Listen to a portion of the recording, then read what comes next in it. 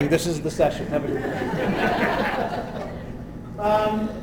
What we're going to do for the remainder of the time is there are 4 videos that we sent you over the course of the last couple of days. Hopefully you've had a chance to watch them. The one thing we like about these videos, they were done by a gentleman up in the Columbia Pickerington schools. I think they're great because they're very short, they're very precise. And as we go through each of the videos, what we'll do is we'll stop and we'll kind of talk about that, ask questions. So it's kind of training that we're all going to create as we go along. Guys, is there anything I'm forgetting as we go through? All right, so the first one is just the overview, how to log in. At this point, all of you should have received an email from the state giving you a login. If you have not accessed that, and I already know we've got a couple high school teachers that had it, it was supposed you had to log in according to that email within 5 days. If you have not, then I've got to call the state and reset it because apparently you can't go back in and just automatically do it. So if you've not logged in at some point before we leave here, you need to let me know so that because you need that login in order to access and set up the test for the day. It's within 5 days. So if you've not done it, make sure you let me know before you leave here today. Okay? All right, so here's the first video.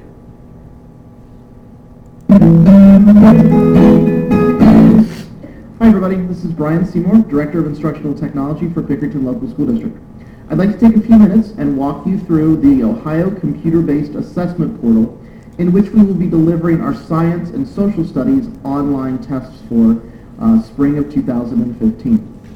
So here's the website that you'll be going to. So it's oh.portal.airast.org/OCBA/teachers/. If you're looking at the sheet, and when you get to this page, this is the page that the teachers will need to log into to start the test. Okay, this is much, much, much easier than PARC. You don't have to worry about sessions or finding the right thing or being in the right part. Everything's kind of taken care of for you in the TA interface. So you notice here, we've got a couple different pieces and parts here in the computer-based assessment portal. This box right here is going to be by far the most significant portion. This is where you're actually going to click to start your test. Now, the testing window is not open, so since the testing window is not open, we cannot access this. But this part right here, TA interface, will be open when the testing window starts, and this is what you will click on. For practice purposes, we have what's known as the TA practice site. It'll look exactly the same, it just won't allow us to deliver actual tests. So we're going to click on the TA practice site, just so you can see what everything looks like. You're going to get to a login page. You should have got a login account that was set up through Tide or an email from ODE. If you do not have that, you need to let your BTC, your Building Test Coordinator, know ASAP, so that way we can take care of giving you an account. All right, so we will enter in those username and password, and we'll log in. Now, over here in this box, you will see that we've got all of the tests that are able to be delivered through the Ohio Online Assessment Portal. Okay?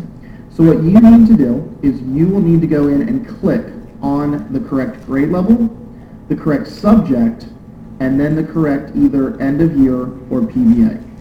So let's say, for example, I'm an 8th grade science teacher and I'm giving the 8th grade science test. I'm going to scroll down here. I'm going to click on grade 8 science and I want the PBA. So I'm going to click on that. And once you click on that, this green button will be activated. So now this says start practice session, but this will eventually say, when we get into the real portion, this will say start session. Okay? So as you look down through here, you've got all of your different tests and all of your different grade levels. Just click on whichever one it is you're administering, and then start practice test on the green button. All right? This will then give you this number right here. This is the session ID number. So this is a mixture of letters and numbers and dashes. You will need to write this on the board. All right? The kids will need this to be able to log in, which we'll talk about here in a minute or two.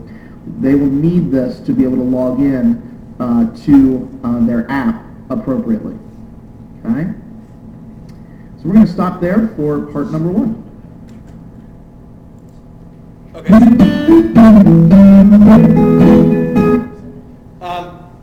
Basically, a couple things with that as we go through it. Each one of you, that's why it's important that you have your own login, because you're each assigned, if you are a test monitor, be it depending on how many times you offer that test during the course of the day, you each have your own specific session ID number that's associated with you. And they're going to talk about here in a second about what happens and how you get kids logged in, etc. So again, using the example from the high school, the way we are doing our tests is a couple different ways. Mike Birdsall and Lon, during the course of one day, are going to do each of their test sessions. So Lon is doing 3 test sessions in one day. So he is going to have, every time you do a test session, Lon, same thing for you, Mike, or anybody else, or Dory when you do some of the IEP kids. Each time you go in, when you have a set of kids in front of you, you are going to go in and log in each time with your ID and your password, and then you're going to select that test you're giving. And then each time you do that, it's going to come up with a different test session ID number. So Lon, you will have 3 session IDs during the course of one day. Mike, you will have 1 each day because you have 1 government class each day.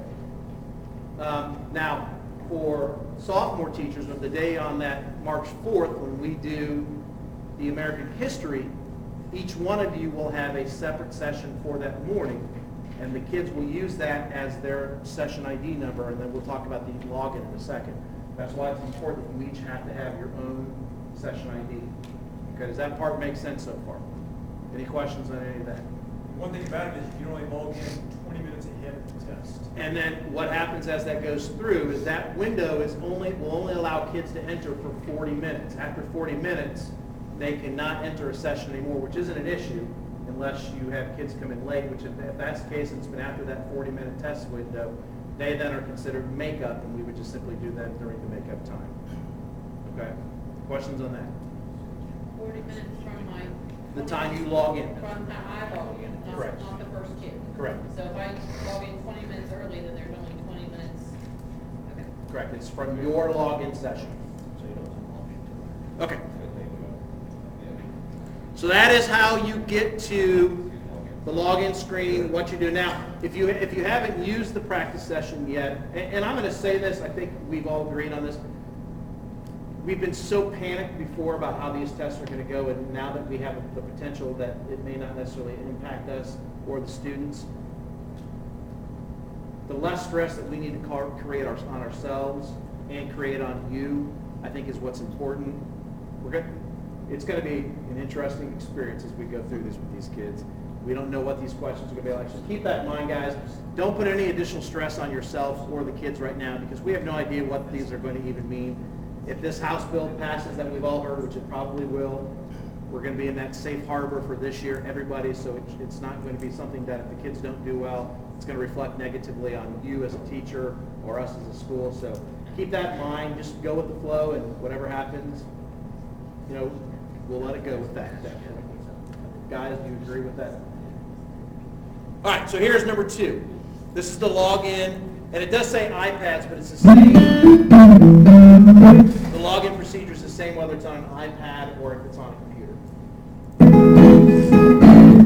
All right, part number 2 for the AIR test, your science social studies test. All right, so on part 2, we're going to talk a little bit about the student login process and what it is that they're going to see on their iPad and how it is we're going to get them logged in. So far you have selected your test and in the teacher interface. You've also started the test, and you've written up that access code number. And that is significantly important, this training, session ID number right there. All right?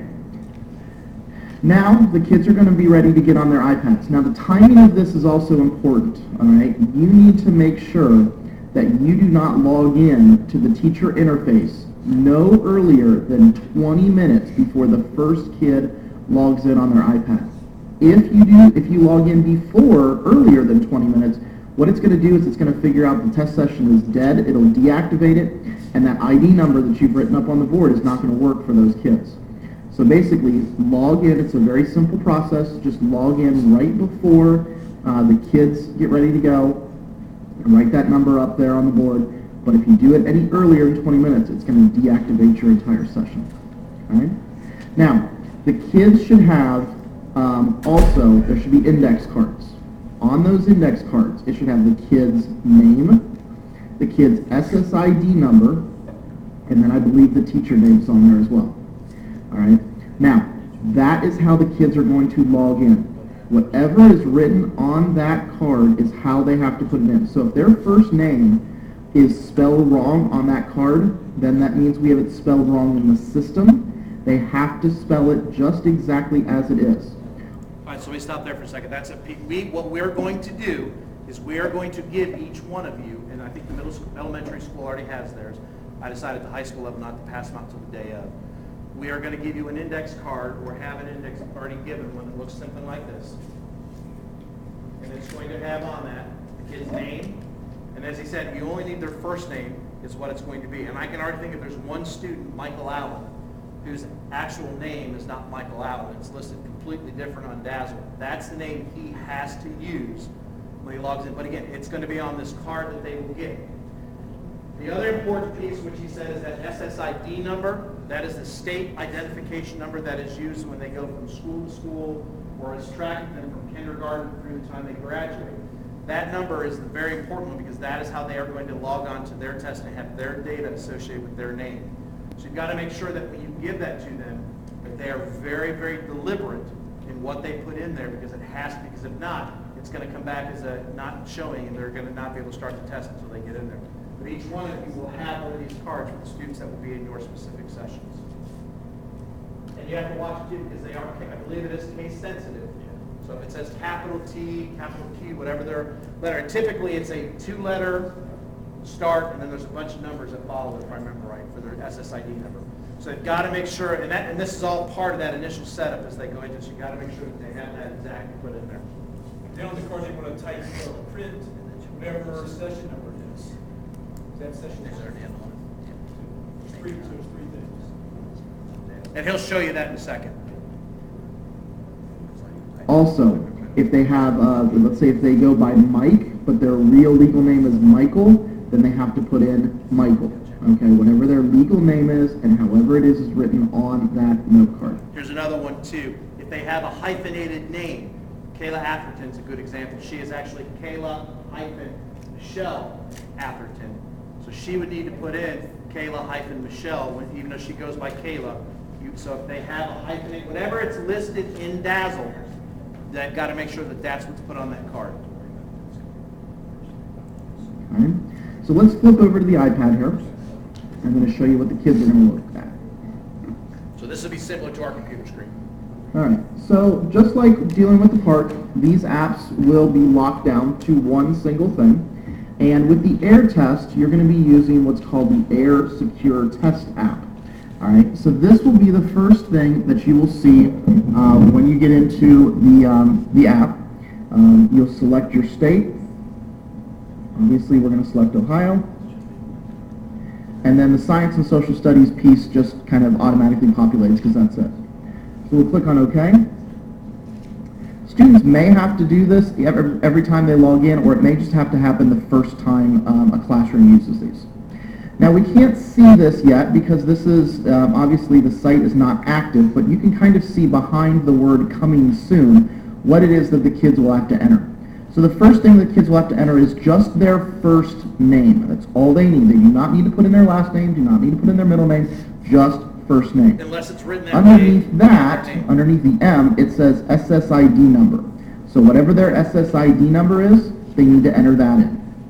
And then under session ID, whatever their session ID number is, that number or combination of words and numbers that you wrote up on the board for your ID, that will then populate them into their session. Okay? Now, you as the teacher, as the kids are logging in, you as the teacher need to be watching this page. Okay? What this will do then is every kid that logs in, they will start to pop up underneath here. Okay? There will be an approval button. I believe it's going to be the hashtag sign. You will need to click on that, and you will need to approve the kid. Now, what you need to be careful of is you need to make sure, as the testing administrator, be careful to make sure you're only putting the kids that are supposed to be in your session. So you just need to check. You should have a list. Check to make sure those kids match up. You can do it beforehand if you wanted to as they come into the classroom. so on and so forth. But just make sure your kids, make sure they're in the right session. So this will then populate all those kids. You can either do a approval by each person, so 25 times or how many ever kids you have in your session, or you can do a massive session, okay, massive approval. All right. So here's all the instructions of how to get through that. Okay, it's also on the step-by-step sheet that you have as well too. Okay. So then you'll be able to watch these students as they take the test, just like you did in Park. You'll be able to watch these kids throughout the session, see how far they've gotten, so on and so forth. Okay? So that is the end of part 2, dealing with what the kids will see on their iPads. If Okay. a student types in their SSID number wrong, will it not just let them go through it, so they'll have to kind of get it right before they, Right. okay. Yeah, they have to have that correct before So they. they won't, okay, we'll let them into it until they get it right. Okay. Any other questions on that? Wait, so, like, cause I know I'll be like with smaller groups, so what was it saying, like, students, as they type in, they'll start listing them? Yes. The Okay. way this is where this is so much easier than Park. In Park, the test administrator, the test coordinators, being myself or Lynn, we actually have to go in and put kids into sessions for Park, which has been interesting because depending on when sessions are for IEP kids or who's in this group or who's in that group, it's been a little bit more of a tedious task because then you also have to make sure that you have them in specific, what the test is that they're actually doing. On this one, the kids actually formulate the test sessions for you.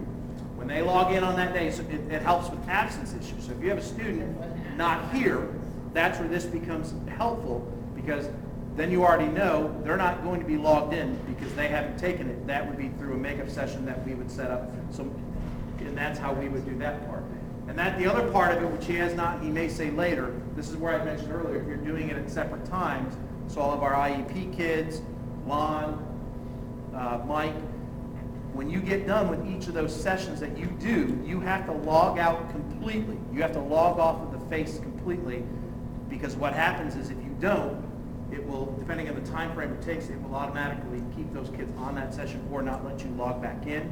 So you need to make sure when you are done with each of your sessions, after each block or each time period that you are testing, which again for you is easier, for you guys, the IEP teacher or the intervention specialist and anyone that may be doing it multiple times throughout the day, you have to log out each time and then re-log back in the whole process all over again because it will set up a completely different test session ID for you for those students. So like I said, Lon, you'll have at least 3 different test sessions in the course of the day. Kenna, Elisa, I think we said maybe, I don't remember if we did 1 or 2, how we divided it up, but you will have that many test sessions. And if we have kids that are absent, they would be a completely different session as well. So my question's about absence, because I'll give, I don't know what the days are correct, but I'll give 2 on a Tuesday and 2 on a Wednesday. So if I know Tommy was absent on Tuesday. He doesn't populate. But I can put him in my Wednesday group without having to Yes. fill out extra paperwork and Right, this, that, and the other. right, yeah, he can, you just, if that kid comes in on Wednesday, you can just insert him into that group. If he comes in late, he could be in my second Tuesday group. Correct. Either. He would just populate himself when he's But in you're that saying class. Park's not like that? No. Okay. We'll get to that one in the next session. Any other questions? Okay. Here is 3.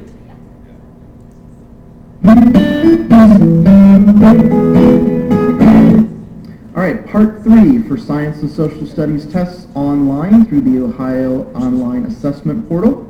All right, so now you have reached the end of your testing time. Either all of your students are done and they've hit the exit button and they've submitted their tests, or you've reached your total time limit. So for grades 4 through 8, it is 75 minutes. And for any high school course, including those ones that are being done at the junior high, they have 90 minutes, okay? So once you're completely done, and once again, the TA, the test administrator, has to keep track of the time. There is no timer built into AIR. You have to build that in. So that's important. It is not going to automatically shut off after 90 minutes. You have to be the one that does that. And I think there is a script it does list that in the script within the manual. If I remember right, it'll give you the time as far as remembering this. I think just like OGT or OAA, tells you what time you started. I think you can put that in there someplace. At the same time? Pardon? All the kids start? All the kids start at the same time. Okay. You can approve them all at the same time. As you approve them, they don't automatically just start, right? Right. They all have to wait, and they all start together. The one thing with this is, which, remember, the kids that are coming in there should not have the issues with extended time, because those students would automatically be pulled out anyway. So everybody that's going to be in that session, and again, I can only speak at the high school time, 90 minutes from start to finish. Come on. So my first and second block, which are 80-minute blocks. If we run over, we'll just extend time. Well, So I've already got that. Like I said, remember, patience is a virtue. So we don't want to click approve for each individual student? It's probably easier to click approve for everybody together. Okay, because if we click approve for each individual student. It'll take time. It's going to be different Right. time served. Okay. So what happens if we're using laptops and they're not plugged in and one dies? Does that one student get an extra 5 minutes that it took you to restart their computer? I believe yes.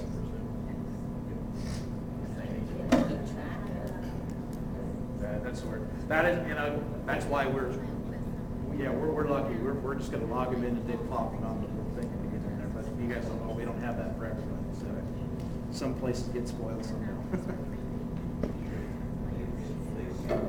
Okay. Now, when you are completely done with the test, all right, time's run out, or all the kids are done, all you do is you come up here to the big stop sign, stop practice test, Of course, this would say and practice. you will say, it says, this will stop the testing session and pause test for all students who are currently taking this test session. Students will also be logged out, so they will actually be logged out of their app on their iPad. So click OK.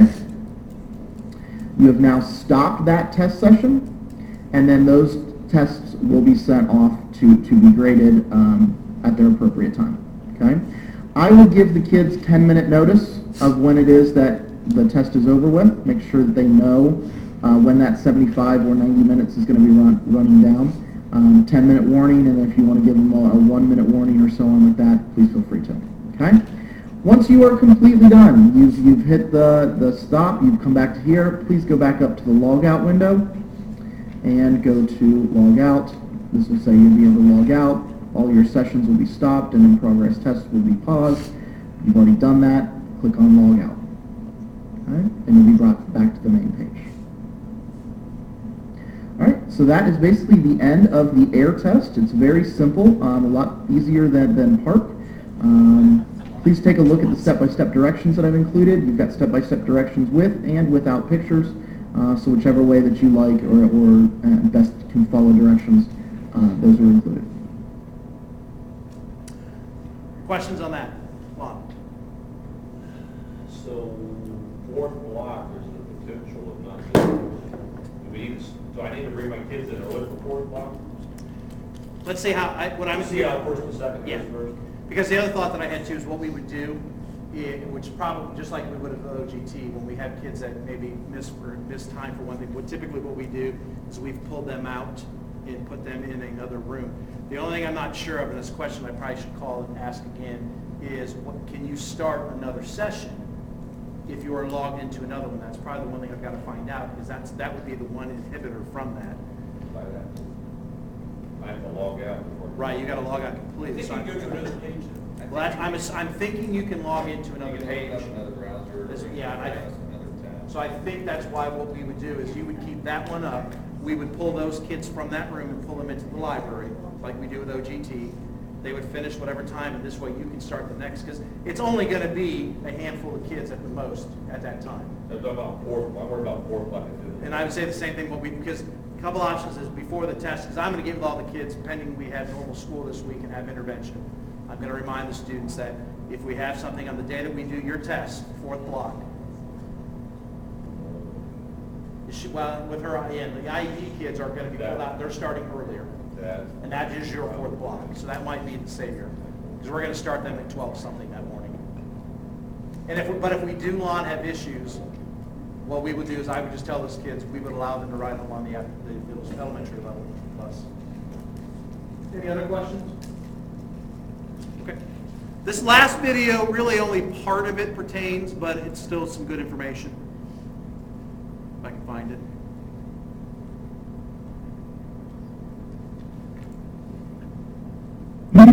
All right, so the last thing I want to talk about a little bit is troubleshooting. We found a couple things that are a little quirky with the AIR app, and these two little things will kind of help you out a little bit.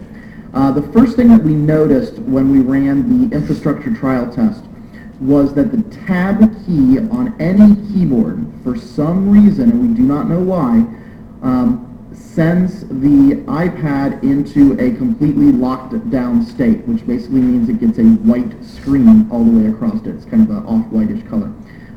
So just remind your kids, do not hit the tab key. There's nothing we can do about fixing it. We've told ODE that it's a problem, and it just looks like we're just going to have to unfortunately deal with that problem. But just remind your students not to hit the tab key. Now, what happens if they do hit the tab key? Or what happens if their computer gets locked down and they can't access it or anything?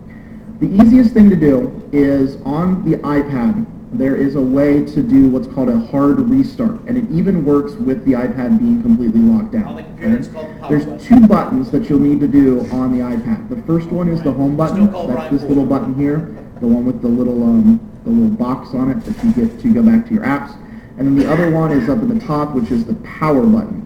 If you click and hold down both of these at the exact same time, it'll do a hard restart. So if anything's locked up, what that'll then do is it'll actually put it back to the start of the app. Now, we are hoping, and we've been told that if we do a hard restart or something like that on an iPad, that the kids should be able to start back with where they first got locked down at. So all of their previous test questions should be submitted or should be saved in the cache. Okay? Outside of that, if you have any additional questions or anything else, please talk to your building test coordinator about how they're going to go about helping you and getting us, the technology department, to be able to know that there's an issue in your building. All right, thank you very much. What we want to talk about a little bit is troubleshooting. We found a couple... Yeah, on the way we understand it with the computers, they have that issue. They power down, repower back up, and then they would go back onto the lockdown button. The lockdown icon that they started. I think you would go through. And get it to log in and everything. Yeah, at the login. Couple other quick things on this is the one thing that I found out again today. Every student on this test has the capability of using headphones. And what happens, I call them, I didn't find this answer. When they log in on that morning, you have the ability, as the teacher, you can actually go in and assign headphones or that accommodation for the students when you log in. It's underneath, suppose it walks you through, it's underneath, it's called the external option. You can go in, if we choose, if you do that as a grade level, which I think we're going to, we just need to remind students to bring in their headphones. Because I think the elementary middle schools are providing, we're telling our kids to bring them in. But you would go in, they have their headphones, you can go into each kid and underneath external options and choose who has their headphones and allows them to use it for that test. Okay, so when we did map testing and screen, like freeze, etc., we had to there was specific terms that we had to know, like suspend, pause, play. Do we have to do that, or do they just log back in and it starts them over? For what he has said and what we've read, because you guys read the same things we've heard, well, our understanding is they log back in. There's nothing that you have to do to suspend the test on this one. Underneath the part, it's a little different. You just have to reapprove them, I think. But then you don't suspend the test. I think it automatically shows it being logged off on the screen. Okay. Can you switch computers? I probably did, yeah. Katie has gone through this at her previous school, so I've kind of been bouncing some of these questions off of her. She said it was very frustrating when they did it, but she made it through without pulling all of her hair out.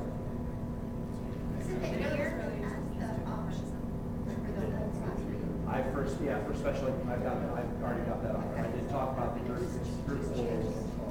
You guys know Dory, you guys know about the group oral option. You may want to check if there is a way, or you do not talk about that. There is an option for our special ed kids, that they would have the exact same questions. So if you have a group of students, we're doing groups at the high school for the math and science, or for the science and social studies test. If it's clicked on there, and Lynn's got to be the one who sets this up. So you need to, maybe as a bill to get with him. But when they go into that test session, underneath each of their screens, that I can show you on mine, but it won't really do much for everybody. There's a specific button that lists, it's called group oral accommodation. And you either click yes or no. And if they have that on their IEP, which we're giving it to all of them, just like you would with the scribe or the special version of the test that we used to take. Once that's clicked on, then every student will have the exact same question. So that but the difference is you don't actually have the test in front of you. You actually have to look over another student's computer. But every student that will be in that session will have that accommodation and will hear the same questions that you're reading to them. So in that case, they don't need headphones because you're doing it for them. The headphones would be for students regularly testing. They have that option if they want to hear it. We can do that for them. And that's only for science and social studies. PARC is completely different. PARC only allows the text-to-speech, and they have to have headphones for it because they do not have an option where you can have every question read at the same time. So in air testing, if the computer is reading it to them, is it basically the same, like it'll read the selection, it'll read the question and the answer? Yeah, I believe that's our understanding, yes. It reads everything that's on. We just chose not to do that in our high school because our directors are that. Okay. But I think you guys have more of that, so. Again, I know this was quick.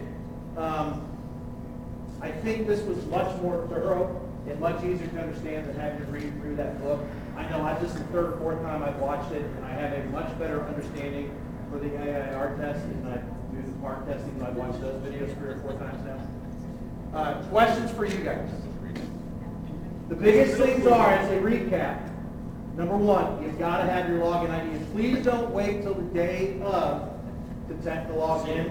If you want to see an angry person, come to me the day of and say, I haven't logged on yet. I know I can be short and curt, but you haven't seen it. You come to me the day of and say that. Okay? Not good, people.